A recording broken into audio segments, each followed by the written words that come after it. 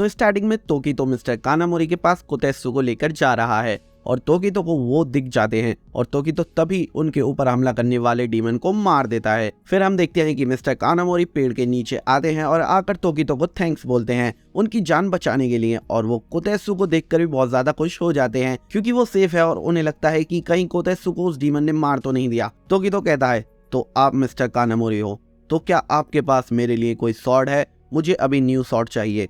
फिर मिस्टर कानामोरी तोकितो की स्वॉर्ड देखते हैं और उसकी तलवार काफी बेकार हालत में रहती है। मिस्टर कानामोरी बोलते हैं, मेरे पास तुम्हारे लिए स्वॉर्ड रेडी है, चलो मैं तुम्हें उसे अभी देता हूँ। और वो कहते हैं कि तांजीरो ने मुझे तुम्हारे लिए स्वॉर्ड के लिए बोला था और उसने ये भी बोला था कि मुझे तुम्हारे साथ थोड़ा ज्यादा अंडरस्टैंडिंग रहना पड़ेगा, इसलिए मैं तुम्हारे पुराने स्वॉर्डस्मिथ के पास भी गया था। लेकिन तभी कोतेत्सु कहता है, हमें मिस्टर हागनाजुका के पास जाना होगा, कहीं वो डीमंस उन पर अटैक ना कर दे। जिस पर वो एग्री करते हैं और कहते हैं, जल्दी से मेरे पीछे आओ, और वो जाने लगते हैं। फिर मिस्टर कानामोरी रास्ते में जाते हुए तोकितो से बोलते हैं, मुझे विलेज की चिंता हो रही है, तुम एक हाशिरा हो, मैं चाहता हूँ कि तुम उस न्यू स्वॉर्ड को लेकर जल्दी से विलेज जाकर सबको बचाओ। दोस्तों, आपको क्या लगता है, तोकितो अपनी न्यू स्वॉर्ड लेकर सबको बचाने विलेज पहुंच पाएगा या नहीं, या फिर उसके रास्ते में कोई न्यू प्रॉब्लम आ जाएगी? ये जानने के लिए वीडियो को एंड तक जरूर देखना। और उसके बाद हम देखते हैं कि मिस्टर कानामोरी को अपने काम करने की जगह दिख जाती है जहां पर वो न्यू स्वॉर्ड भी होती है, और वो बोलते हैं, वो न्यू स्वॉर्ड यहीं पर है जिसे मैं तुम्हें देने वाला हूं और तुम उसे लेकर यहाँ से जा सकते हो विलेज को बचाने के लिए। लेकिन तभी तोकितो उन्हें रोक लेता है और खुद भी रुक जाता है और तोकितो कहता है, वो यहाँ है। और तभी वहां पर अपर मून 5 गियोक को हमें दिखाया जाता है। गियोक को बोलता है, तुमने मुझे नोटिस कर लिया, मैं तुमसे इम्प्रेस हूँ, पर तुम एक हाशिरा हो, क्या ये जगह तुम्हारे लिए इतनी इम्पोर्टेंट है?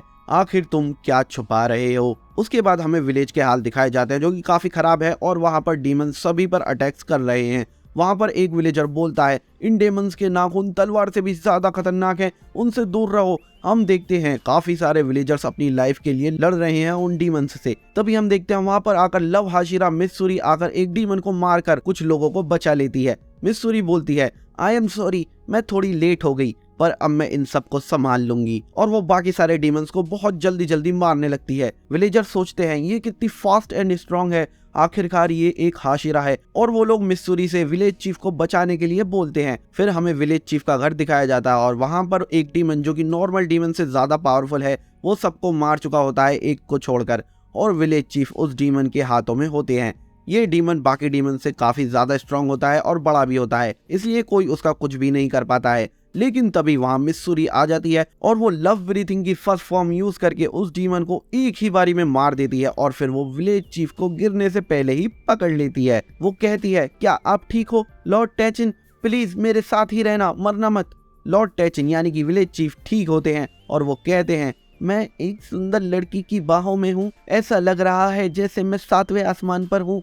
मित्सुरी ने विलेज को सेव कर लिया है और उसने विलेज चीफ को भी बचा लिया होता है।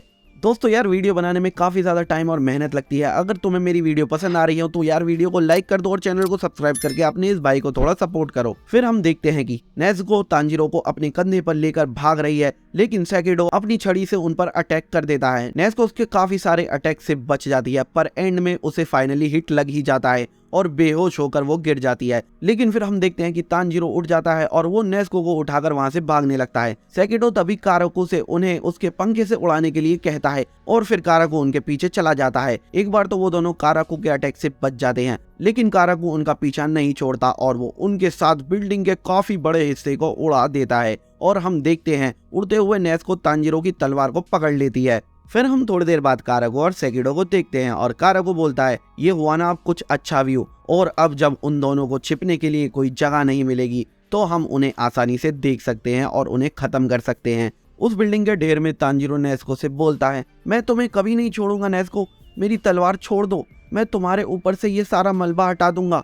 पर नेज़ुको उसकी स्वॉर्ड को नहीं छोड़ती है और वो तलवार को अपने हाथों से खींचने लगती है, जिससे उसका ब्लड निकलने लगता है। तांजीरो कहता है, नेज़ुको प्लीज तलवार को छोड़ दो, वरना तुम्हारी उंगलियां अलग हो जाएंगी, तुम्हें रुकना ही पड़ेगा। लेकिन वो तलवार को नहीं छोड़ती है। उसके बाद फिर हम ग्योको को देखते हैं और वो अपना इंट्रो देता है। वो कहता है, मेरा नाम गियोको है, तुमसे मिलकर अच्छा लगा।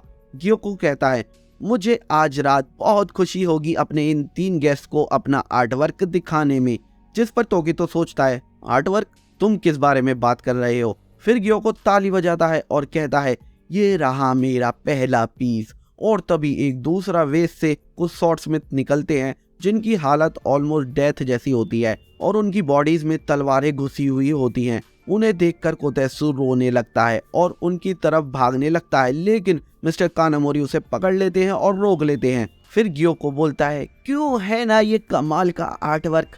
तभी तोकितो कहता है ओए बेहतर होगा तुम इसे बंद करो, ट्रैश के टुकड़े। और तभी तोकितो उसे बहुत स्पीड में अपनी तलवार से मारता है, लेकिन वो बचकर वेस में वापस चला जाता है और तुरंत छत पर टेलीपोर्ट हो जाता है। फिर गियोको उस वेस से बाहर निकलता है और बोलता है मैंने अपना आर्टवर्क अभी पूरी तरह से एक्सप्लेन नहीं करा है, अच्छा होगा तुम मुझे आखिर तक सुनोगे। तो सोचता है ये टेलीपोर्ट भी हो सकता है एक वास से दूसरे वास में। और फिर गियोको कुछ बोलता है, लेकिन तोकितो इस बार उसके वास पर अटैक करके उसे बीच में से कट कर देता है, लेकिन वो फिर से बच जाता है। तोकितो सोचता है ये अब नीचे चला गया, आखिर ये वास अचानक कहां से आ जाते हैं। फिर गियोको उस वास से निकलता है और गुस्से में बोलता है तुम्हें मेरे आर्ट की कोई परवाह नहीं है, तुम्हारे पास मेरे आर्ट की ब्यूटी को देखने के लिए आंखें ही नहीं है।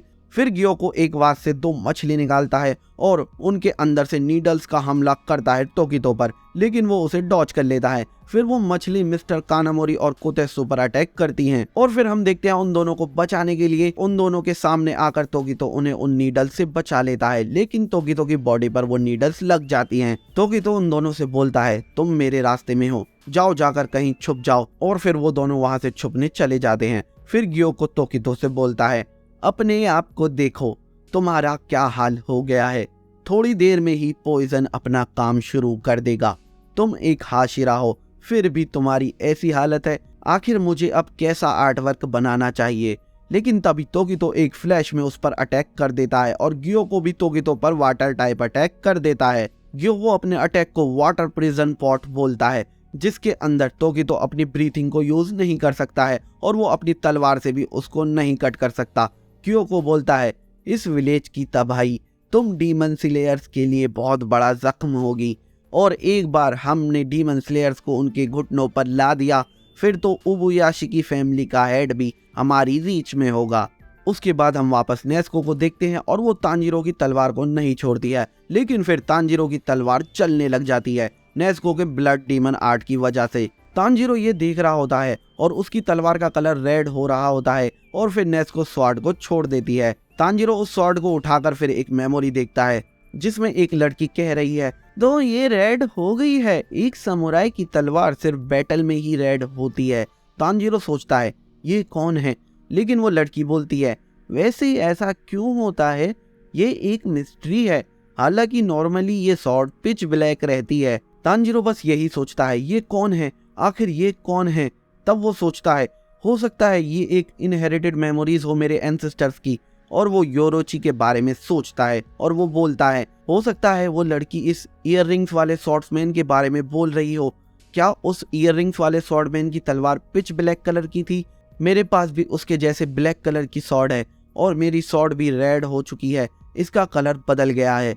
हालांकि मेरी स्वॉर्ड नेस्को के ब्लड की वजह से रेड हुई है, लेकिन फिर भी मेरी स्वॉर्ड अब उसके जैसी है। और फिर हम देखते हैं कि तांजीरो उन डीमंस के सामने खुद जाता है और कारा को बोलता है तुम ये चीप ट्रिक्स से हमें नहीं हरा सकते, और फिर उरोगी तांजीरो पर हमला कर देता है। लेकिन सेगिडो सोचता है एक बर्निंग ब्लेड, और वो मुजान की मेमोरी देखता है और सोचता है ये स्वॉर्ड उस स्वॉर्ड्समैन जैसी लग रही है जिसने लॉर्ड मुजान को ऑलमोस्ट मार ही दिया था, वो स्वॉर्ड्समैन मुझे इसके अंदर दिख रहा है। और तभी हम देखते हैं तांजीरो अटैक कर देता है और वो पहले यूरोगी का सर कट करता है और फिर काराको का और उसके बाद सेकिडो का। वो ये सब सिर्फ कुछ फ्लैश ऑफ सेकंड्स में करता है और हमें उन तीनों का हेड कट हुआ दिखाया जाता है। तांजीरो कहता है मैं सारे टाइम बस इसी हिट के बारे में सोच रहा था, और वो सोचता है अब बस एक और बचा है, मुझे इन चारों को एक साथ कट करना था, लेकिन आखिरी वाला कहाँ है। तभी हमें गेनिया को आइजेत्सु के साथ दिखाया जाता है जो कि लास्ट बचा हुआ डीमन है,